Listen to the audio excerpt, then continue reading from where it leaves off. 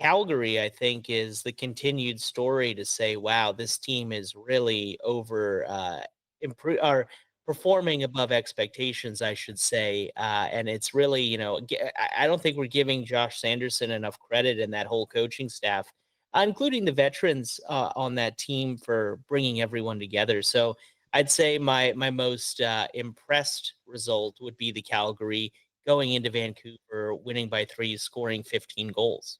Yeah, that's a good point. I mean, we knew they'd score, right? They've got Dickson and Dobbie, and they can still score. I mean, they're among the leading scorers in league history and among the leading scorers in the league this year. I think the goaltending obviously was the big question, and Josh Sanderson addressed that.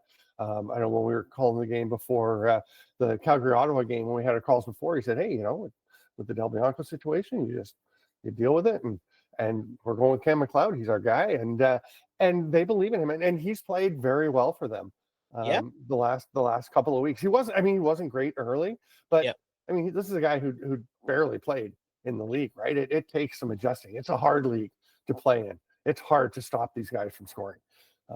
So I think kudos to him for sure. He deserves a lot of credit for basically making us all look not dumb, but I mean, I flat out said before the season, hey, I don't know if you can go into a season with Cam McLeod and Colby Bowman as your two goalies, never having won a game in the league, barely having played even in the league, and expect to be competitive. And they've been competitive and beyond. So yeah, good for them.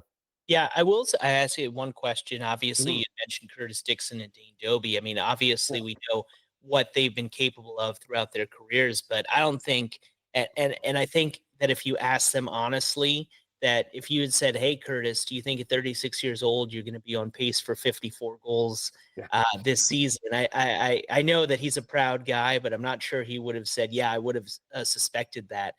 Dane Dobbie on pace for 51, I believe. So it's really been impressive, their rejuvenation, because it did seem in San Diego like things were on the downslope, especially Yeah. last year. Yeah, I mean Dickson was hurt a bit last year and still played pretty well, but he's looking great this year. I think he looks awesome. I mean, he's looking like Curtis Dickson, which is pretty cool for a 36-year-old. As you said, Dobbie was really slowing down last year. You can see in the scoring. I mean, I know he's on pace for 51 this year. He had 8 goals in one game. Yeah, true. Probably should have been 6, right? Because he was way early, and the other one should have been waved off, and they would have never gone to overtime. But whatever, he had 8 goals. Very impressive. So. But he's slowed down lately for sure. He did miss a game with injury, so I don't see him getting to 51. Dickson is phenomenal.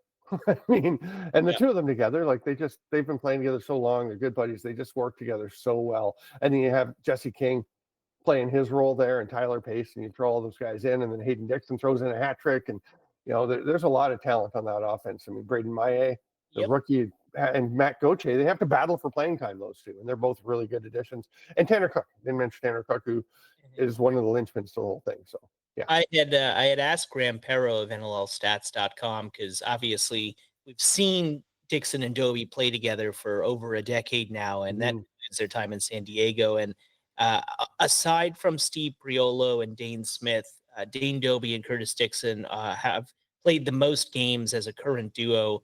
Or actually, I believe it was even a duo since 2005, since we can go back, and they played like 205 games together. Wow. So I think at some point, it's just like it becomes innate. You're just like, that guy's I know where he's going to be. Like we get each other, and you do see that, which is incredible. Yeah, and it's interesting. You mentioned some of the defenders in Halifax and saying guys like Trevor Smith that aren't necessarily don't get enough credit. Trevor Smith's really good. I think he's always been really good. But Calgary, same thing. I mean, obviously Eli Salama and some of their top guys, fantastic. But I think guys like Bennett Smith, the youngster, who's been outstanding for them. There are some guys making plays there that are just.